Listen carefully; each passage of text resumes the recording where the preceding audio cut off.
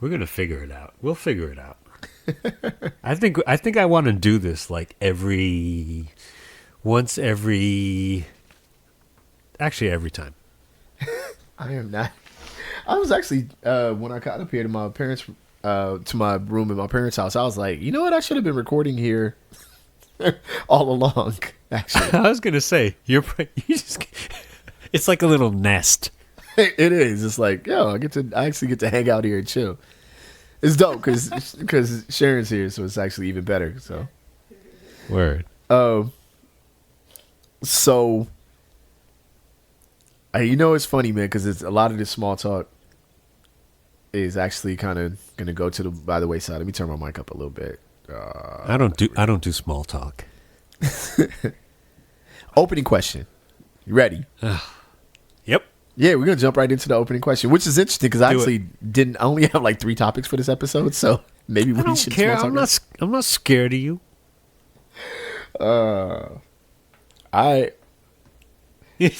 So my sister Shay B said she wants to do a theme song for the show.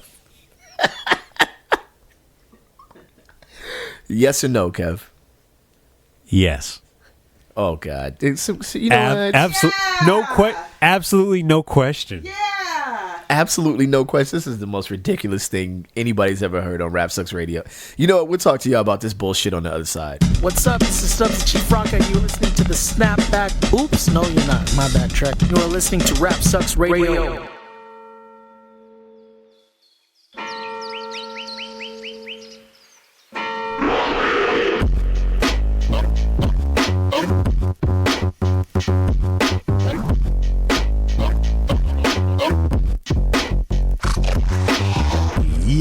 What up, y'all? You alive right now on Rap Sucks Radio. It's your homeboy Trek Life and your fam, Kev Sakota. Yes, thank you so much for that theme song. There is no way in hell or heaven. Why? It's not happening. Why not? Okay, you know what? I'm gonna send you a video that I took of my sister singing. Wait, she's gonna sing? Exactly. Thank you. Run that back. What did you say? Wait, she's gonna sing? Yes, that's exactly what's gonna. Yeah. So the answer is no. Get the video. You know what? That video could go on RSR podcast on Facebook real fast. Yo, let's get into that. What's up? No, stop. It doesn't matter. I want that. Okay. Now, that has to happen. Okay. This is what y'all wanted. Remember, y'all out there listening, y'all asked for it. Not y'all. No, nobody else asked for it.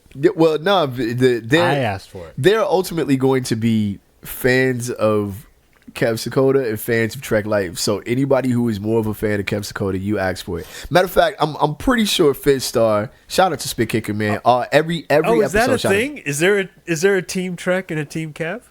There's probably a team Trek and a team Kev. Matter of fact, Fizz, what team awesome. You on right now? Matter of fact, I'm looking for the answer to that because I'm nervous about where Fizz is at. But you're nervous? Yeah, you know what I'm saying. I feel like he should be on Team Trek. I don't care. I don't need none of y'all. Do you know why I say that? I say that because I'm like, come on.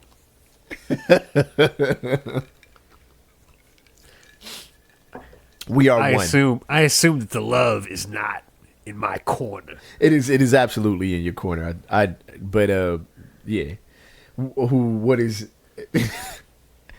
Who should probably be in the corner? Who? Tell me who. Young Georgia Clark. What's up? What's up, homegirl? You all right? No, you not all right. You out here tripping. Girl, you out here tripping. A veteran high school English teacher in Fort Worth. What up to my big brother, John? What up? Had an urgent request for President Trump. Kev, an urgent request. Urgent. She put the exclamation point. She did. She on did. The email. She really did. Yeah. Well, on the tweet actually. She needed help pulling. Yeah. So yeah, we know that. She may not have known that. She might have thought she was emailing with, Son. God, y'all listen, racist folks, you got to get your aunties more internet savvy. They not handling it out here the proper way. You know what I'm saying? But Not at all. Not at all. They failing. However, no one's failing like Miss Georgia Clark. She tweeted President and what she thought was a private message, and I quote, "Mr. President, Fort Worth Independent School District is loaded with illegal students from Mexico. Anything you can do to remove the illegals from Fort Worth would be greatly appreciated." She went on to say that she was uncomfortable saying this in public because Texas will not protect whistleblowers. The Mexicans refuse to honor our flag. She is a teacher speaking about her own students. Yep. What she did not know was that she actually tweeted that out publicly.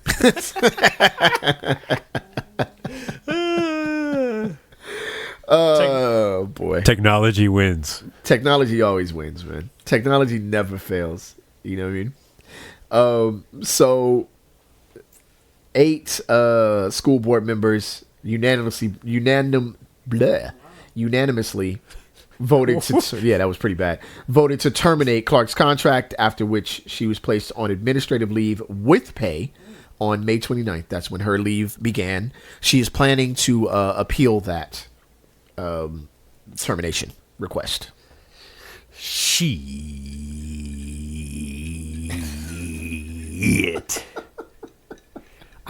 The worst thing about every single last one of these stories is they all include the words "with pay." Right, that's true. Yeah. I hate that. I mean, she thought she was sliding into the president's DMs, rather than forced retirement. It's like dumbass. Who slides into the president's DMs, fam? On what planet? Do not want to know. Do you know? You know what's crazy though? How many people probably did have tweeted him privately? You know what I'm saying? How many of you? Oh, yeah. I mean, I hate to state the kind of dark hand over the. How many of your coworkers have tweeted the president about you privately? You know what I'm saying? Like, that would be a great stat, right? It'd be like, yo, he doesn't really do the whole reading the thing. It's not on brand. It's not on brand for him. It's not on brand. I probably have one coworker who's like, he's just growing his hair out, and he's a manager, and I didn't know Negroes could have power. Is there anything you could do? You know what I'm saying? Live and direct from Central California. Whatever. Sorry. Wow. For those of you guys who are outside of the state, Central California is where we keep our racist in California. That's where we box them in the hot part. Yeah, we make sure that they have to be in the wet. So we actually send them to Central California because it's hotter out there, so we'd like them to tan so that maybe they figure it out. But no, they find a way to stay racist and stay untanned. So good job. If California was a couch, Central Cali would be the plastic part. Right, it would be. But then what we also do is we make sure like Fresno and Lancaster and Palmdale are rough enough for them to have to be afraid of us. So shout out to my folks out there handling their biz. You know what I'm saying? Keep doing it. You know what I mean? Truck drivers. Well, did you just do a cleanup? Well, I kind of did. But yeah, truck drivers is passing through. They used to stop through y'all city, but they don't no more. And I appreciate that. Trying to clean up. Are you doing a tour? Are you doing a West Coast swim? I will not be touring in any Central California town, nor have I ever. Nor have I ever. You know what's interesting, man? My mom is from Barstow. What's up, Goleta? Goleta, good Lord. My mother is actually from Barstow, California. And there's my sister, and I don't know if my sister remembers this story, but we were driving to Vegas once. I never knew that. Yeah, she's from Barstow, which is not a real place, by the way. My mother's not from a real place in the world. Just for anybody. Yeah. Barstow's not a real place. It's a train station with a McDonald's in it. That's what it is. Yeah.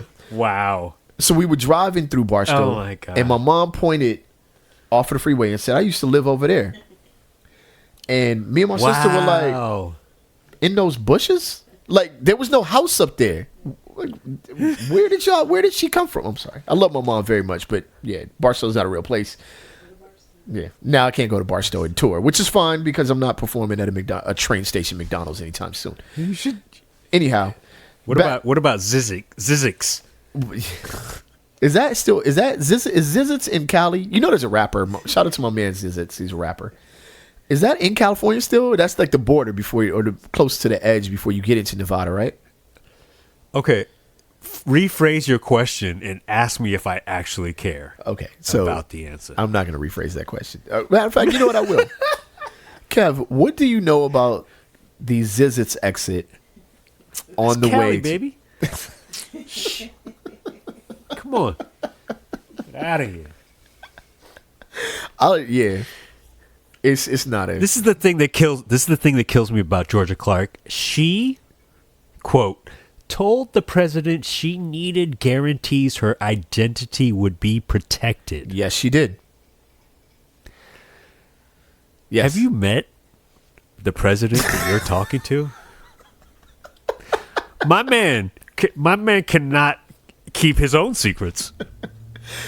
He be out there wolfing, boy. Don't tell that without even trying. He doesn't even know. He's the guy who's going to turn around and be like, "What? What did I do?" It's like, oh, my bad. He's literally the my bad president. Yo, oh, my bad, dude, my bad. Yeah, I'm sorry. Yeah, right. President Trump is not the person to tell your secrets to. You're absolutely right. Yeah, that is the last person. Yeah, he out there. Yeah. For young Georgia Clark, you know what I'm saying? Yeah, you know your homegirl that is a little jealous of you, so she tells your secrets to dudes that you meet in the club. Yeah, that's your president. That's who he is. He's gonna tell. Those Japanese oil tankers, you know, they're trying to figure out if they were hit by mines or torpedoes or whatever. It was his Trump's loose lips. Right, sinking ships. Indeed. Yeah. Trying to get my Japanese brethren out there with conspiracy theories. Trying to do it. My folks, you know blacks and Asians get along per last episode. Well, per last episode, that was proven wrong. Right. Well, I mean, I'm trying, man. I'm doing the best that I can, man. This is That's all you can do. That's all you can do. Look, dude. So, without a great segue, I actually kind of meant to bring this topic up probably since our maybe fourth or fifth episode, really. Okay. But it's actually come up quite a bit over the last week or so. It's just come up quite a bit. Yeah, man. Like my man Mark Love posted about it. What up to Mark Love? Peace. I believe Omega posted about this too. Either way, it was in the Spit Kicker forum. Didn't this happen like a long time ago? Like long time in our terms, like a few weeks ago. Yeah, that post did happen. What you are talking about, Mark Love's or the Spit Kicker one? No. The incident. Okay. Well, whatever. Go ahead. Well, no. What the Mark Love conversation, and of course, y'all, I'm not really trying to cliffhanger y'all, but just for clarity, the Mark Love and Spit Kicker conversations happened within like 2 weeks of each other, but I've kind of noticed this conversation throughout time, and there was a blog, TrueDreads.com. There's an article on the blog, and I'll post it. That's discussing why the modern generation's form of hip hop is sort of destroying the black community. You know what I'm saying? Why and how? Basically, the accusation in the article or the insinuation. Let me not say accusation because it is a pretty well written blog. Is that the negativity in current hip hop music is having a strong effect on black culture, and in a further discussion, a strong effect on overall urban culture and the culture of people of color and the culture of young people, etc. Just American culture, right? So, are we at this point, Kev, where art is no longer imitating life and life is now imitating art? Okay, so the first thing I need to say is that much love to both Mark Love and the entire Spit Kicker community. Right. I was thinking about the next topic we're going to discuss. Okay. Because of my notes. So I wasn't talking about this. To answer your question, I actually didn't see what Mark posted. Right. I haven't seen any of the Spit Kicker feedback. I read a little bit of the article that you referenced.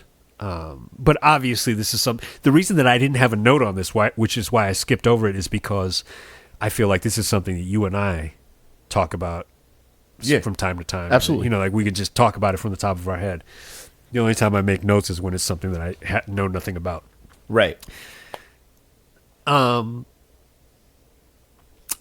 understand why people our age, want to sort of, the lens that the writer took was old man, old head energy. Super right? old head energy, yes. Yeah, which the first question I asked, just like I asked last week, was, this dude is like 22 or whatever, right? But no, dude, it's the same thing now that it's always been, which is, I'm young. I feel the need to talk trash about something or rebel against something. So this is how I'm going to express that. You have to detach from that, whether or not their expression of that rebellion is artistic to you. You understand what I'm saying? Right.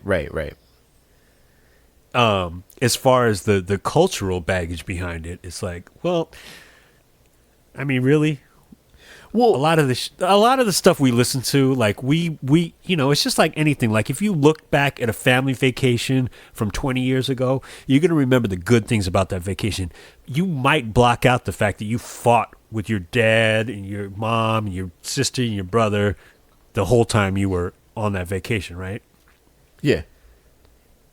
So we take the memorable, positive feelings from our experience of hip hop when it was blooming.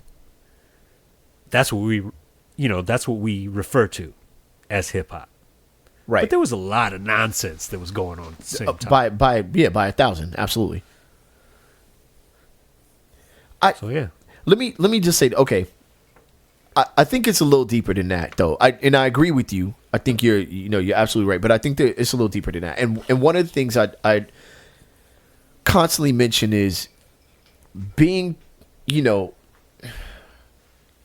so one of the things that a lot of people don't understand about me as a person is that I was able to experience two sides of one kind of Black American story. I'm from 110th and Hoover as a young person. A lot of what I experienced, a lot of what I understood in the city is a lot of what Ice Cube talked about on his records, which is why Death Certificate is my favorite album of all times, because it's a record that I can see, I can visualize, because I was there.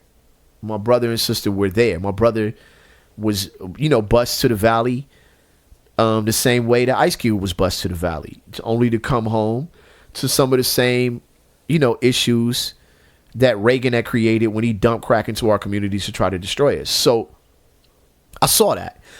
And where I saw it from a very youthful, a very young angle, I'm aware of it. I'm aware of it. The other side of the coin is that we moved to the suburbs.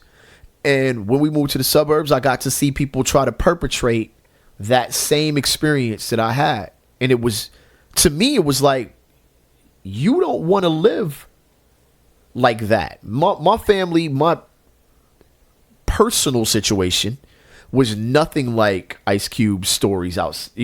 All the stories that I could tell you about the hood were from a distance. My family was a middle class family, 2 working parents, sister that went to private school that now has a PhD, brother who is a, high end executive at his job, and me as the low end factory worker that didn't go to college type brother. You know what I'm saying? But the reality is, I got to see that whole thing. So I want to preface it with that. But in the 90s, man, and late 80s, after rap came out, gangbanging went up. People were banging in Little Rock. People were banging in West Covina. People were banging in Covina. People were banging in places that gangbanging was not a thing at all. I have to say that I feel like art, I felt like life started imitating art at that point. You know what I'm saying? And probably to the worst degree. You know what I'm saying? To the worst degree. So I'm not sure if what people are doing now is as collectively destructive to an entire neighborhood, right? You pop Molly or whatever, you do your thing. That's an individual destruction. I wouldn't suggest it. I wouldn't suggest you destroy yourself in some of the ways that these songs are talking about. But I feel like that's where life is imitating art. You're learning about new drugs. I hear about drugs on, I ain't never heard of these joints. People be like, I pop this, I pop that. I'd be like, what's this? I don't know. Who's popping Xanax for what? But what I do remember about the music of our generation was that there was an absolutely destructive reaction to it. There was a wonderful reaction to it. LA riots. People can talk down about the LA riots, but I think that was largely promoted by Public Enemy's music and Ice Cube's music and etc. I feel like they had a play in that, and maybe we can argue that or discuss that now there isn't a lot of music that would influence people to respond and react to oppression the way that the music of our generation did, right? But I don't see the destructive nature as so much different. I really don't. You know what I'm saying? Almost not. Not at all. No, I guess that's what I was saying. I don't see it as being fundamentally different. I definitely think art imitates life. So I agree with you there. Right. And especially when we were listening to NWA or CMW or Above the Law. Right. Yeah. People who would not have otherwise thought of themselves as gang affiliated found a reason to be that. Correct. You know what I mean? So and so now the only difference is, whatever the subject material is, which is, self-medicating and things like that, and at the end of the day, it's like, well, are you talking about it in a way that's gonna, what is the way you're talking about it? Because the thing is that it's like, it's easy for us to, we do a lot of old man humor or whatever, right? Absolutely. On this podcast and talk a lot of trash.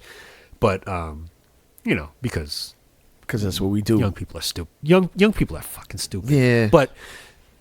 But at the same time, it's like, if what you're talking about is bringing light to a subject that has not been talked about or is not getting discussed in a way that is going to bring about a positive change, it's like, then do your thing. You know what I mean? Like Logic has done a lot of stupid stuff over the last month and a half, 2 months. said some dumb stuff.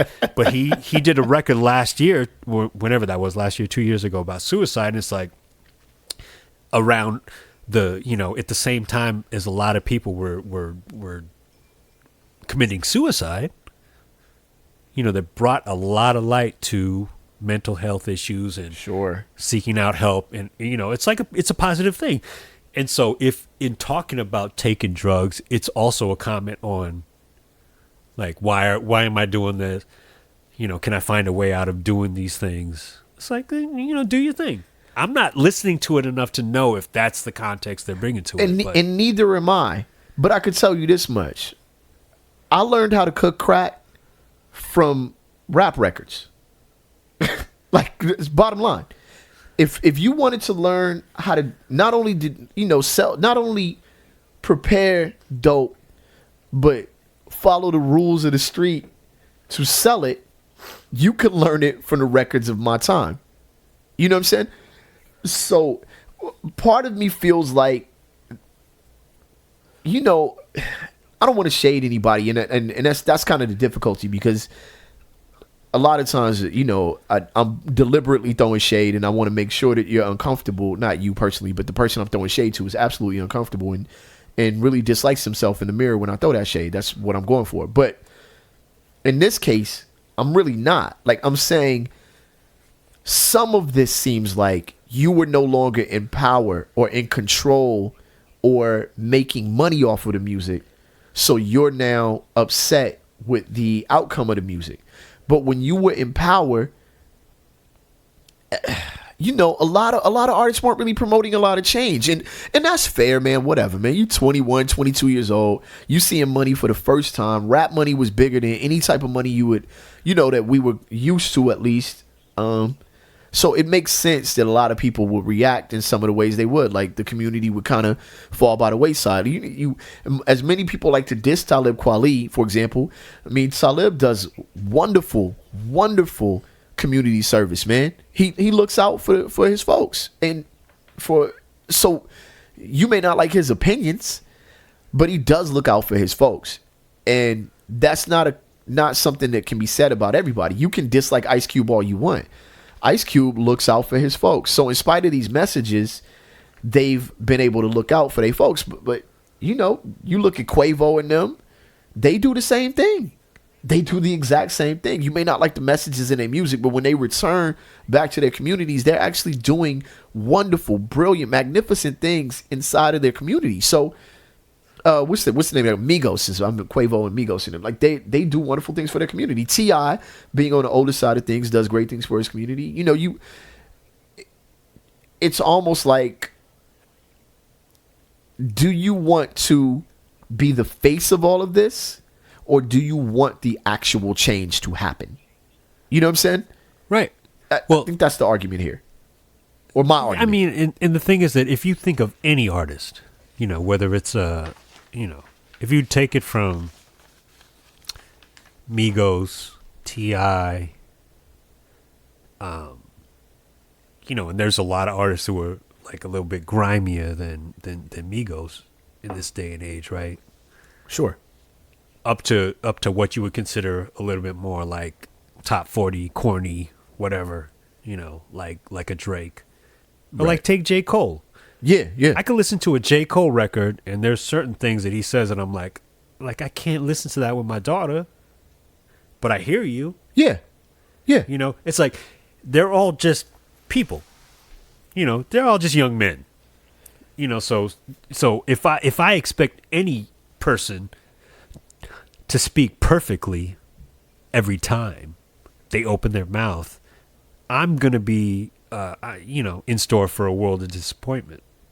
Yeah. You know what I mean? Yeah. I mean, so so do what you're gonna do, and then at the end of the day, you're gonna be, if you're concerned about how you're judged, just know that you're gonna be judged for the balance of what you contribute to the world. Right. You know what I mean? Yeah. I mean, because anything that any rapper has said about the Black American experience is profoundly better than anything that Charles Barkley has ever said in his entire life. Period. Wow. So yeah. So we're making sure that Charles Barkley's shade is front and center. You know what I'm saying? As long as y'all not trash like Charles Barkley. This is the one thing that I will speak on, when it comes to the hip hop, quote unquote hip hop as a culture, is that if we want to think about what we leave to the world as a legacy, then we need to approach it as a legacy family. Right. There are a lot of families who have legacy in America or in the international community.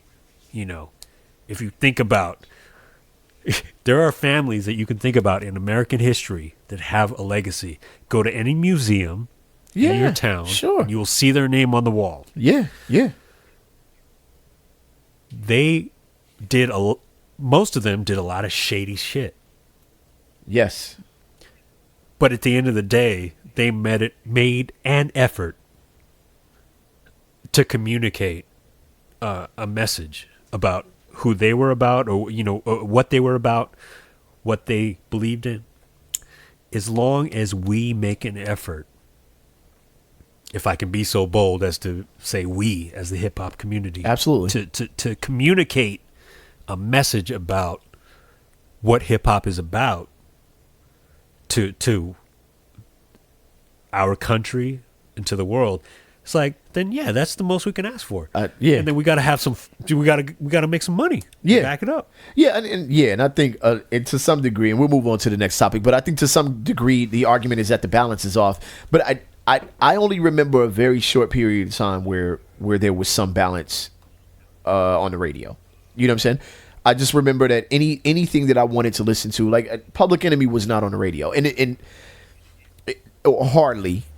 And if you wanted to hear that, you had to go out and seek it. And I think that we're just in that time where it's going to constantly be like that. But anyway, I didn't, I just, I mean, but I just don't think that's not Public Enemy. That's not hip hop's fault. That's not Public Enemy's fault at all. That was the powers that be. Absolutely. And Public Enemy chose to communicate the message that they wanted to communicate. Correct. And I don't know Chuck at all.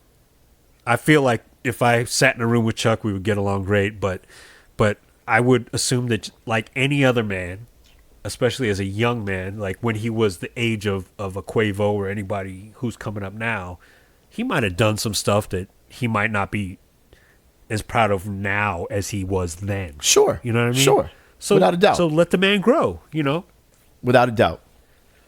Well,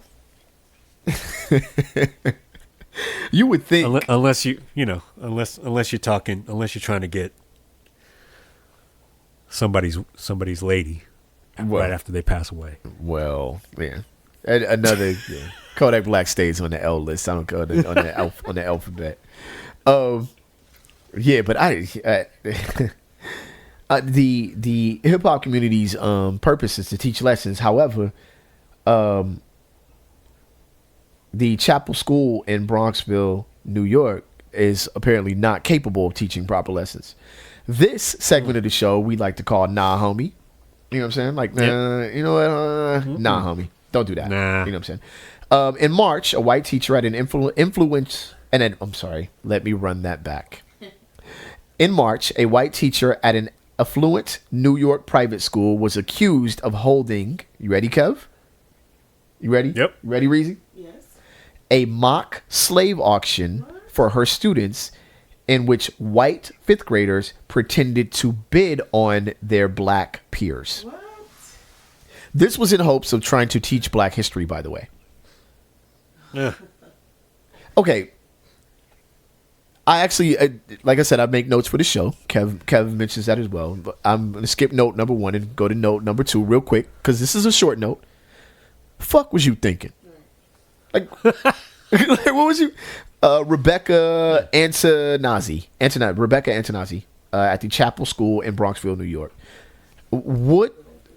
Fifth graders. My daughter is going into 6th grade, so this is this happened in her 5th grade year. These are students her age. Would my daughter have been one of those students? Right. You know what I'm saying? Like, Uh-huh. you were going to. There was no better way in your mind, even if your intentions were good, there was no better way in your mind to teach that lesson. Right. Like, that's crazy. This comes as a report of Vox.com, by the way. But Yeah. No. wow. No, stop. First of all, the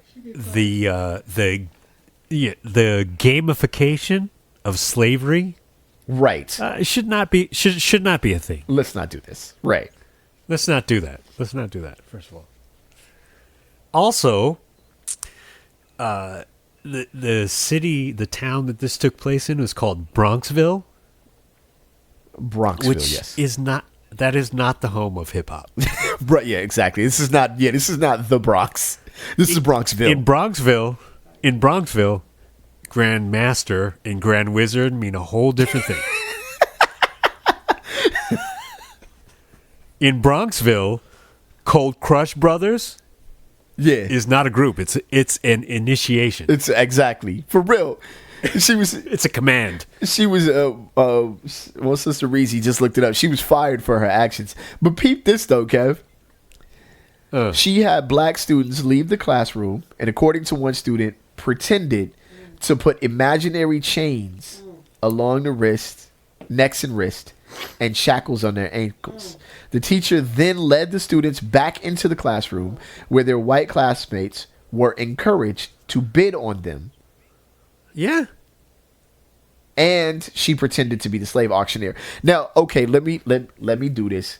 None of y'all gonna like what I'm about to do, but I'm gonna do it. Oh God. Now, I'm going to say that Rebecca thought that she was going to teach the cruelty by giving her students a visual connection to slavery. And here's what I'm going to say to Rebecca. You would have done better not to divide the students. You shouldn't have done it to begin with, but let me run this back. You would have done better not to divide the students by white and black. You see what I'm saying? Because at the end of the day, you gave the white students, you returned to them the gift of superiority. You know what I'm saying? And you demoralize your black students. Right? So let's say you had said, we're going to divide the classroom, students A through F, you're the slaves. You know, the rest of the students, you're the slave owners. Doesn't matter what race, color, or creed you are. Then maybe you could have taught the, feeling of emasculation of being a slave to the white students as well. But to divide the students by black and white, all you did was empower your white students. And yeah, well, that's what I was wondering. Power, yeah. Was it like, yeah? What was the fucking lesson? Like, if you would have sent the white students out of the room, you know what I mean? And to try and... Because the thing is, what are you really trying to communicate? Is that an arbitrary difference in skin color dictated an entire era of the American experience. Correct. So send the fucking white students out. Exactly. Send, you know what I'm saying? Like, make sure and let the 2.5 black students in the class thank you bid that shit the fuck up, because it's an affluent private school in Bronxville, which is someplace on Harry Potter. Yeah, that's where KRS 666 was born. Exactly. So you sent the 3 black students in your class. You know what I'm saying? And it was reported by one of the black students' mothers who was like, yo, I didn't send my kid to school, to your private school for this. You know what I'm saying? Yeah. That's nonsense. Keep it real. Like Reezy just said, I'm paying for this shit. I'm paying for my student to be auctioned off as a damn slave in your classroom. Yeah. You got to knock it off. Did she do the wild auction voice too? I'm trying to figure out how did you do that? And whatever. Or did she do the did she give them paddles? Was it a high class auction? That's what I want to know. Pretend chains. God damn it. Were they look like little punk ass chains that you had to make for Christmas when you was in, the little paper joints that went around? That's the thing. It's 2018. These and the thing is that these white kids were probably like, what are we doing? What is really going on? The white kids are probably like, yo, my dad is a fucking mechanic and he barely got enough money to send me here. You have me. What are we doing right now? Exactly. Even the white students was like, I don't really know about this. You know what I'm saying? Yeah. I've been listening to, Schoolboy Q all week. I love that her name is Rebecca too. She's fucking Becky. Get him, Becky. With the bad idea. Yeah, Becky with the bad idea. For real. Thank you. New name. Not Rebecca and Tanazi. Becky with the bad idea. You know what I'm saying? God damn. Good Lord. Pretend chains. That's like they had to make the damn chains. Nigga.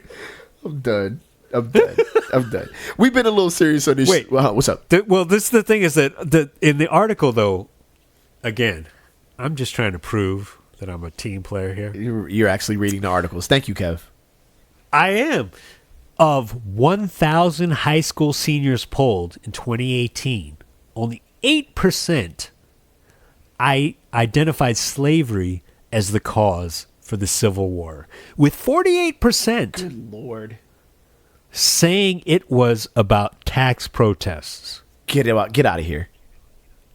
Are you serious? I don't know. You sent me the article. Wait, no, I'm sorry.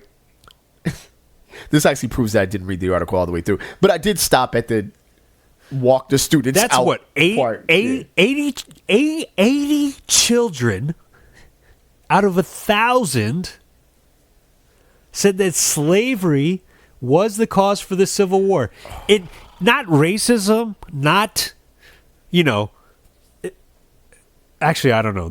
Some of them might have said racism. I don't know, but 48% said it was because of tax protests.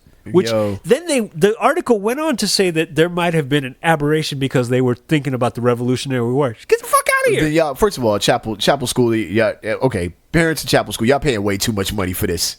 Yeah, y'all paying way too much money for kids to be mixing up the Civil War with the Revolutionary War. And Becky with the bad idea out here making paper mache chains. It's a wrap. Knock it off. You know what I'm saying? Becky got to go. Bronxville. Becky got fired. What we need to take all them kids from Bronxville to Brownsville. Yeah, exactly. Drop their fucking asses off. Exactly. Yeah. At the Burger King. Yeah. Ask them, ask them to order an Impossible King Burger in Brownsville and get the Beyond Burger. Yeah, get out of here. And then take the J train back. Yeah. To Grand Central and get your ass back up to Bronxville, where the hell that is. Get out of here. I'm done with this. I'm so done. Like, dude, it is 2019. Is this for real? This is a real thing. This is happening. Like, y'all. I mean, does common sense just not progress forward? Like, what's going on with y'all right now? No, I mean, literally, it's like, wait, these people felt it was okay to own these people? Is literally the end of the story. Like, if I don't care if you are in 5th grade, 1st grade, or 15th grade, if you don't understand what's going on, get out of here. And shout out to y'all. Your parents are paying. Real quick, shout out to anybody listening to this show that's you probably if you're a right wing person who decided to tune into the show to make sure that you have something funny to say or comment real quick. Listen. Shout out to y'all who but Africans sold other African. Shut up. The whole thing is trash. Y'all trash. Your ancestors is trash. Your auntie trash. Your great auntie trash. Whatever little shack you live in right now because your stupid ass wasn't able to capitalize on the white experience before my family capitalized on the great American experience. Y'all trash. Your whole neighborhood trash. Your whole southern community trash. Atlanta's one of the greatest cities in America right now. So the rest of y'all trash and stop being trash. Becky, knock it off. Just want to make sure y'all know that. It's hefty bags for all y'all in the backyard because y'all trash. And also, if you've never heard anyone say that, you know someone who has said that when you're not around. Exactly. We've been a little serious on this show though, Kev. So I want to close out.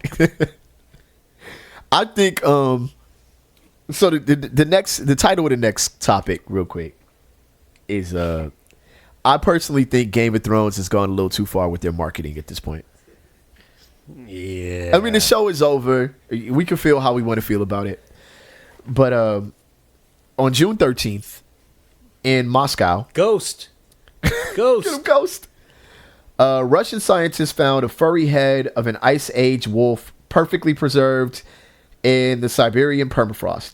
The head of the wolf, which died 40,000 years ago was discovered in the Russian Arctic region of Yakutia. Listen. Wait, these are Russians who found this wolf? These are Russians who found this wolf, yes. Were Hillary's emails in there too? Were Hillary's emails found near the wolf? No, they were not. They were not. However, this is how much Jon Snow didn't pay attention to Ghost in the damn show. To the point where Ghost had to just be like, you know what? I'm gonna have to show up in Russia to get some attention on this damn show. That's right. Yeah, Game of Thrones marketing, y'all have gone officially way too far. Y'all pulling out wolves from 40,000 years ago to promote the show. You know, All I got for this, that is 280,000 in dog years. Boom. do math. Dad joke. Asian dad joke. Get it in. You know what? I'm proud of you, man. I'm proud. Thank you, bro. Thank you. And of course, thank y'all for listening, man. This is Rap Sucks Radio with your homeboy Trek Life and your fam Kev Sakota. Yeah. Shout out to my sister Shay B in the house. Give me one more time, Shay. Indeed. Word up. Yeah, perfect. Catch us at rapsucksradio.com. She will not be doing an intro song. I will not allow it. The embarrassment of my family is not going to happen. Stop it. We need that. My mom's Come on, already from man. Barstow. We don't need any further. The game needs it. The game does not need it. We could have some train sounds in the background. Some Someone train asking sounds. for train sounds with someone asking for 2 egg McMuffins, value pack type deal. That is so bad. I'm So tired. bad. I'm driving to Vegas. It's all good. Yeah, baby. it's Come a on. good thing. You pull off at the train station and get you egg McMuffin. It's a whatever. Wow. The crazy thing is that your mother, God bless her, is from Barstow, and you mentioned literally the only thing I know about Barstow, which is the McDonald's train That station. is the only thing to know about Barstow. Is the McDonald's train station. That can't be true. Is that really true? Who cares? We need to do a remote broadcast from Barstow. Why? So we could just be in the sun? No, I'm good. No, I'm completely lying. Yeah, you exactly. Wait, you who multiple episodes ago made 19 jokes in one episode about the IE. I'm certain that you're not going anywhere near Barstow. Oh, did I catch any heat about that? Not yet. Not. You know why? Why is that? Because sound only travels so fast and the eye is too fucking far away. You know what, y'all? I think we've discallied, Central California to the IE enough. Rapsucksradio.com. You can catch us on Spotify, iTunes. Matter of fact, if you're listening, you know all this, but you can tell your friends that. Rate and review. Rate and review. Rate and review. Yep. Listen, you might be listening to us, but you know what? The dude next to you, he might not know. Mm-hmm. So tell him. Yeah, tell him. I mean, dude, we out here talking about Becky with the bad idea. We talking about wolves from 40,000 years ago. We did a whole Asian American success episode last episode. Shout out to Kev. That should be enough. For no accomplishments in that. Yeah, we had a hip hop discussion for the people who say we never talk about rap. And there is something for everyone. There's something for everyone. And we've officially wrapped up the show 4 times in the last 3 minutes. Like, this is exactly the type of show you're listening to. Hey, yo, we'll catch y'all on the flip side, y'all. Holla at y'all. RapSucksRadio.com. Track Life, Kev Sakota. 1, 2, 3. Peace. We out. Yeah, peace.